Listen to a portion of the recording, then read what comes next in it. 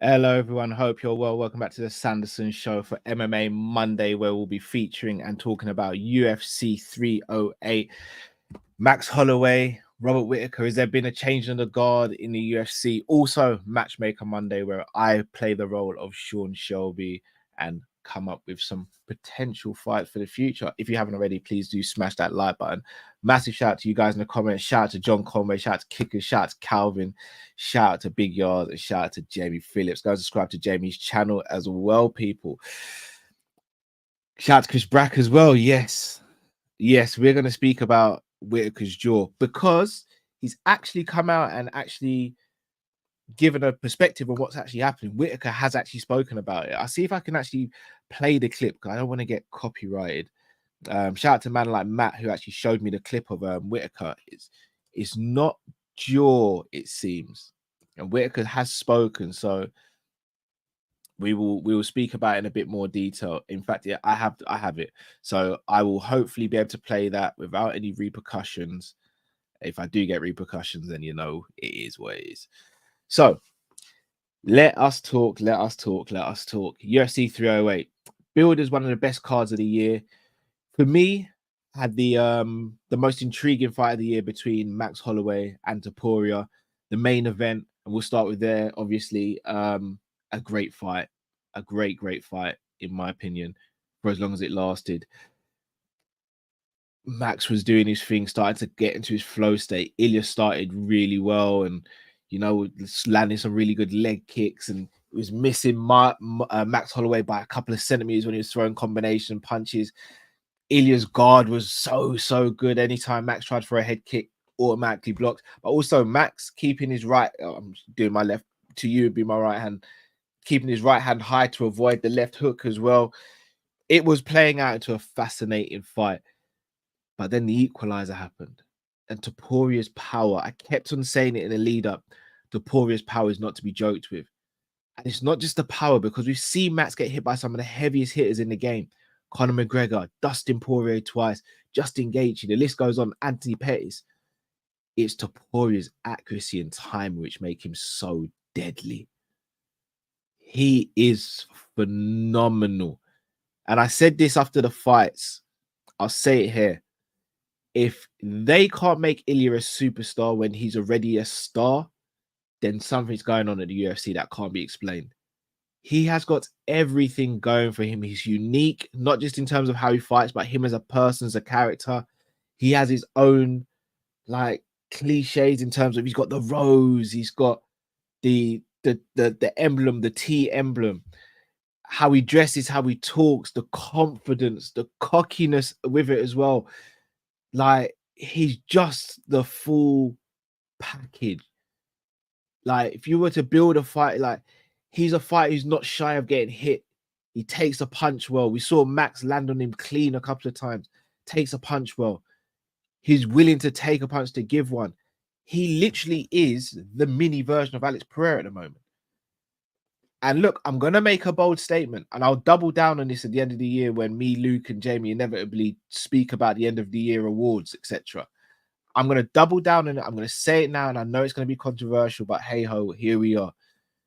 Ilya Topuria for me is the UFC men's fighter of the year. Nothing against Alex Pereira. Everyone knows how much I'm a fan, and I know Jamie's in the chat, and I know Jamie's a fan of Alex Pereira as well. So I got to be careful how I speak here. Ilya Topuria for me is the men's fighter of the year. Unless Alex Pereira fights again, Ilya Topuria for me is the men's fighter of the year, and I say this for these reasons.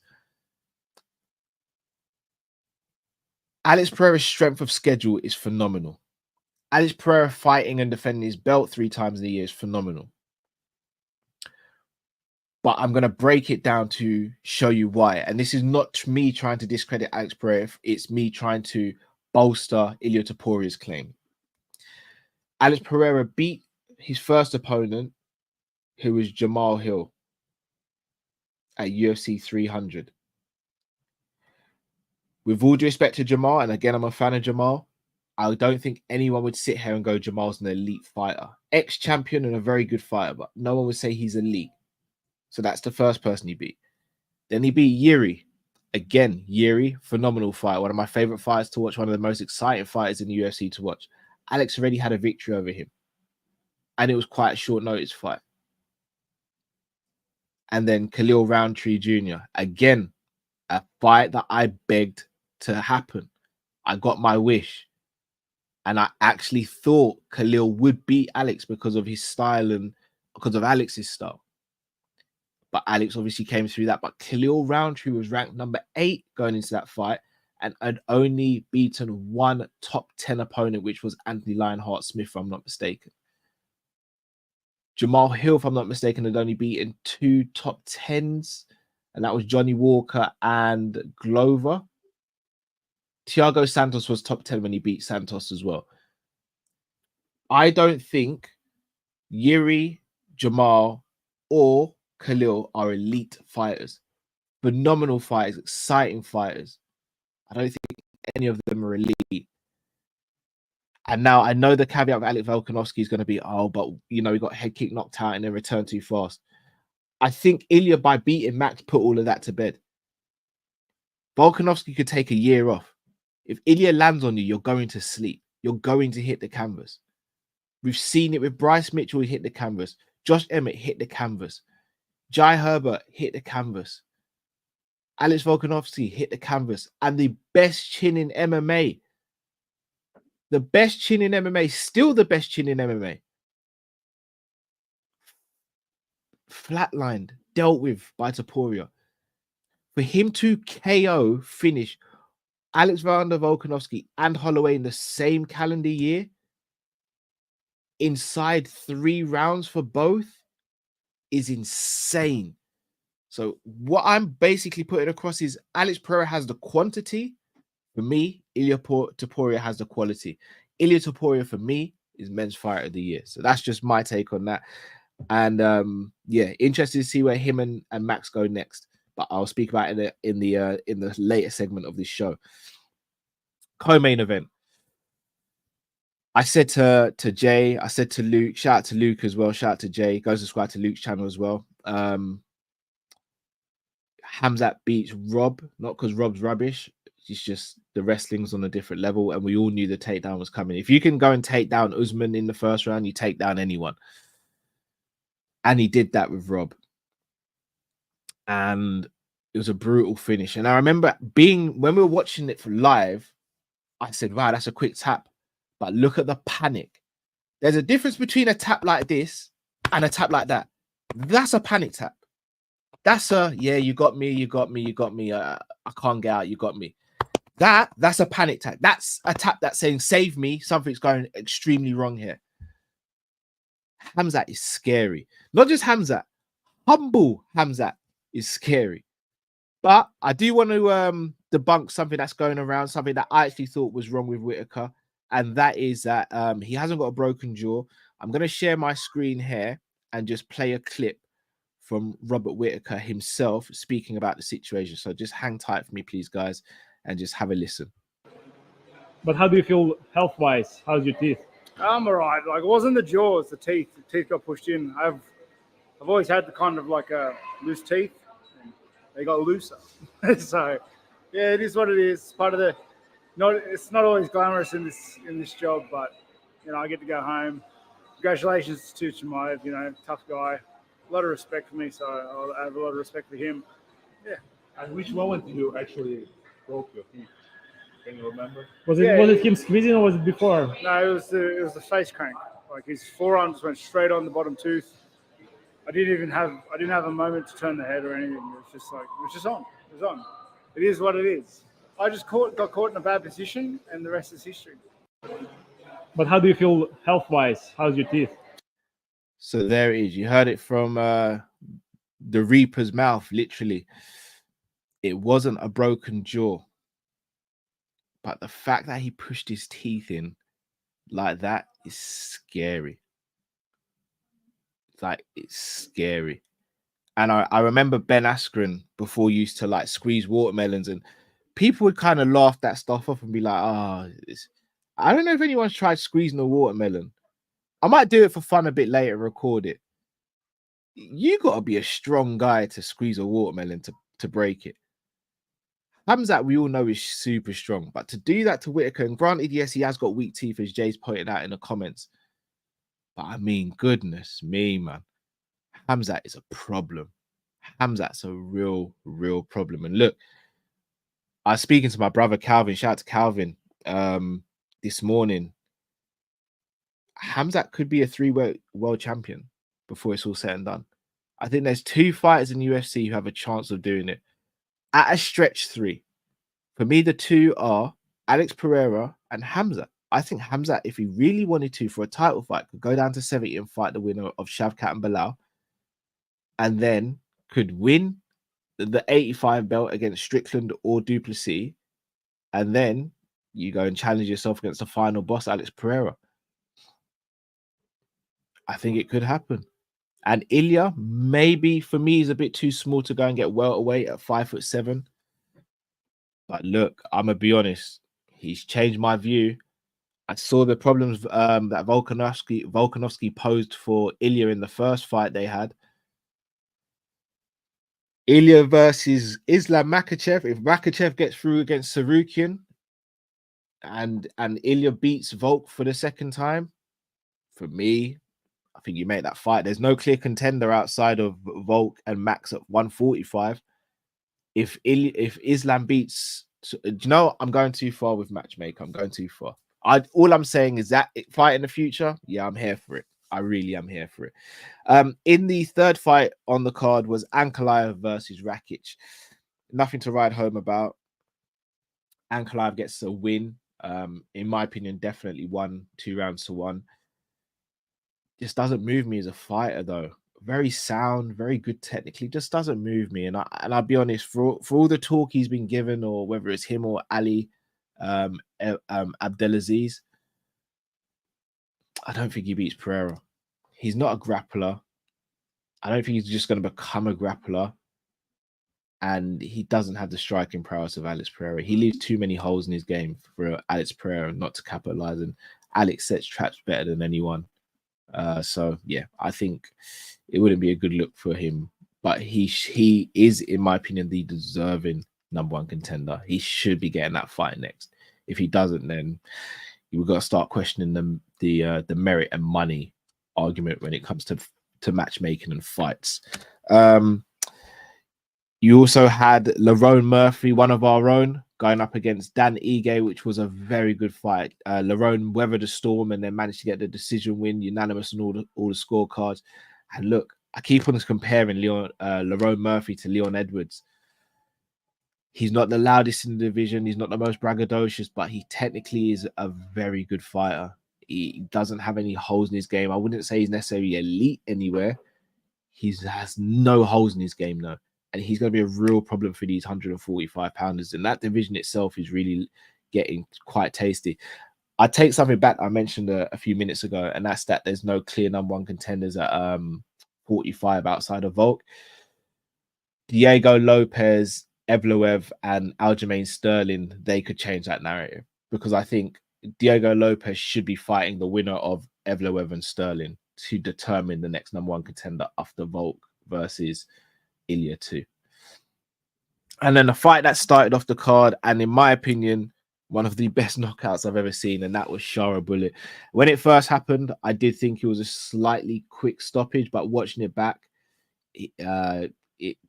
Petrosian, he didn't look like he was going to even be able to defend himself. So it was a good stoppage. And Jay said it on stream live when we were watching the watch long, and he said, look, sometimes a fight doesn't need the extra punches for it to be clear that there's a winner. And look, he did the spinning back fist, and then as he's turning back around, he hits him with the opposite arm fist. It's crazy technique, great suppleness in his arms and in his back and shoulders to even pull off a technique like that, and just the fight IQ to do it as well. Shara Bullet is real fun, and going to be a big player at 185 pounds. They're going to push him because he is a marketable person, but he deserves all the backing. The two prelims I want to speak about, the two that had big injuries over them, and that is our guy Chris Barnett, who gave me the honor of interviewing my first fighter that I got to interview on this channel. Unfortunately lost and seemed to be carrying some sort of injury when he jumped in the cage. And then RDA looked like he did his ACL, which is so sad. It was shaping up to be a dominant victory for Jeff Neal, but still don't want to see RDA going out like that on his birthday, no less as well. So I wish him and Chris Barnett a speedy recovery, and hopefully they're back in the cage sooner rather than later. One thing I do want to ask you guys, have we seen a changing of the torch almost? If you wanted to speak about modern day legends, two of the names that you speak about would be Robert Whittaker and Max Holloway. Will fight anyone in their divisions.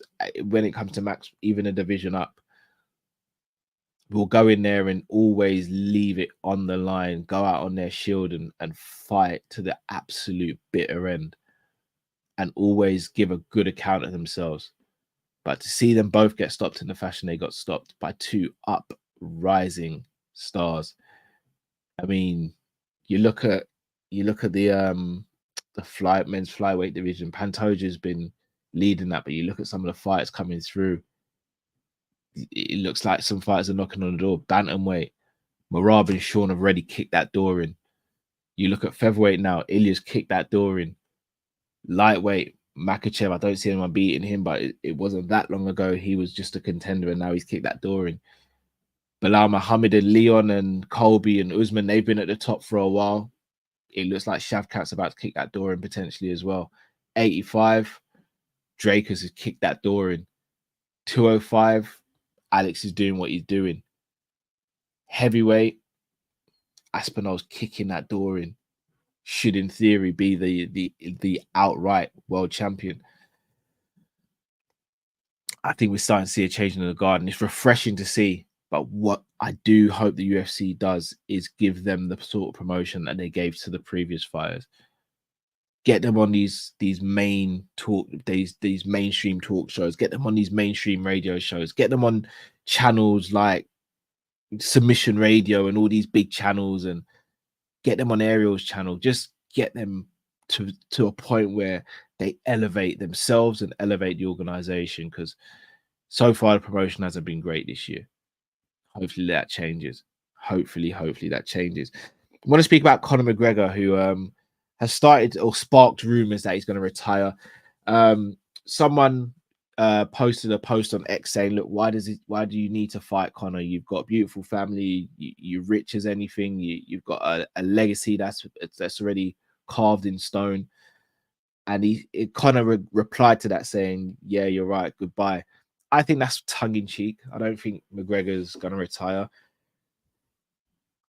But I also don't think he's going to fight again. There's a difference between retiring and not fighting again. Retiring for me is when you say, I'm definitely not fighting. Not fighting is from a magnitude of reasons. The UFC holding him off, him holding himself off, having other things that he wants to chase.